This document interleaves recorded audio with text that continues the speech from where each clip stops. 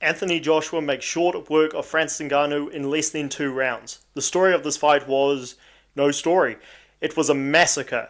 Anthony Joshua came out confident, and I want to give a shout out to the guys at Hatman's Element Group, because I was pointing out, look, maybe I'm listening to the Anthony Joshua naysayers too much, but maybe Joshua does look nervous. I didn't think he would perform any worse than I expected beforehand when I made my prediction, when I said this fight would not be competitive, but I just couldn't help but see the amount of people saying, hey, Joshua looks nervous, he's scared, and we've seen Joshua put on jittery performances before.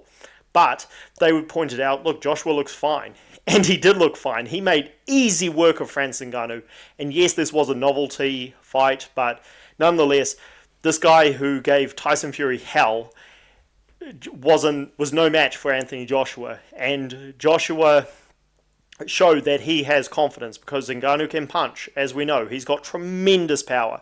There were a lot of people, particularly I want to point out Tyson Fury, Carl Froch and Lennox Lewis, who I am very interested to see their responses to this fight. Joshua just sat down on his right hand in the first round after boxing on the outside. Ngannou, I mentioned in the build-up for boxing fans in my prediction video that he doesn't have good technical skills. He relies mostly on power, and one technical skill he doesn't have is good defense. He doesn't bring his hands to his chin very often.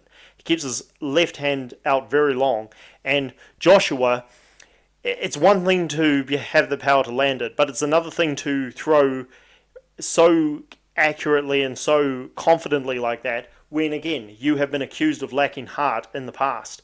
So Joshua planted him down with the right hand. He got up, he knocked him down twice more, and Ngannou never adjusted. And he's a novice. You can't really ask too much of him.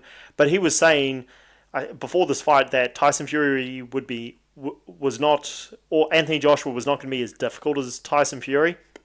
And Anthony Joshua is one of those fighters who rubs people the wrong way. He's very polarizing. Understand that. I'm not the biggest Anthony Joshua fan, but I'm objective on this channel. He has a lot of people who just love to criticize him no matter what. He's even had people who weren't his biggest fans coming up, like Steve Bunce and other members of the UK boxing community say, even Gareth A. Davies has said it, Joshua can't do anything right. He's probably just annoyed that Tyson Fury is suddenly Mr. Gospel, like everything he says is true, and Joshua can't do nothing right.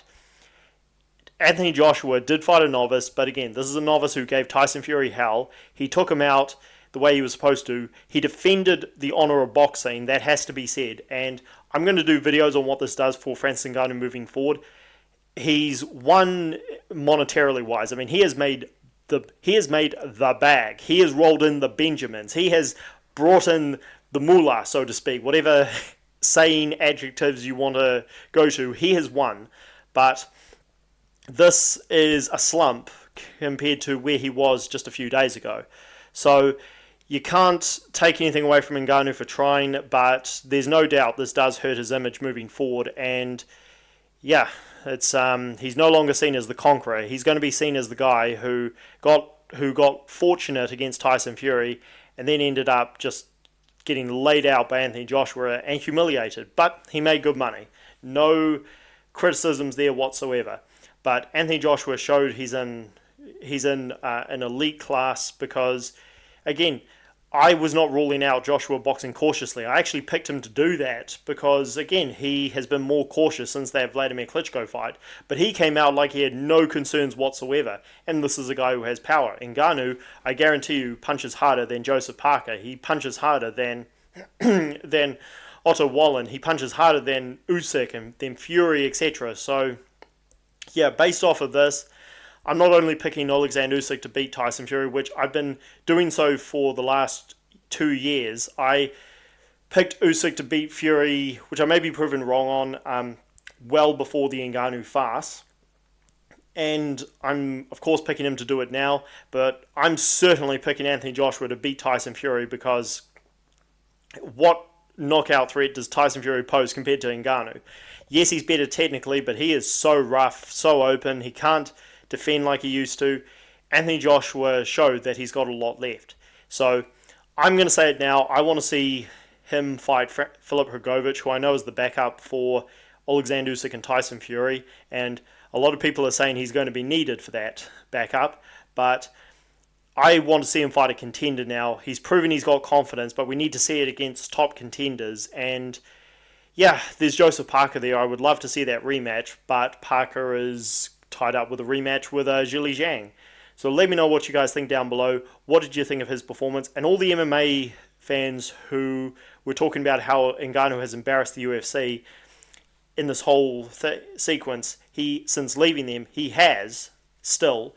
However, this is certainly something that Dana White and the guys at WME IMG are going to be quite happy about. This, in the end, gives them a lot of bragging rights, and I'm sure we're going to hear from Dana White about what he thinks about Francis Ngannou not fumbling the bag, but fumbling his brain cells, because he lost a lot in this fight. So let me know what you guys think down below. Catch you guys later. Be sure to like the video and subscribe to the channel for more.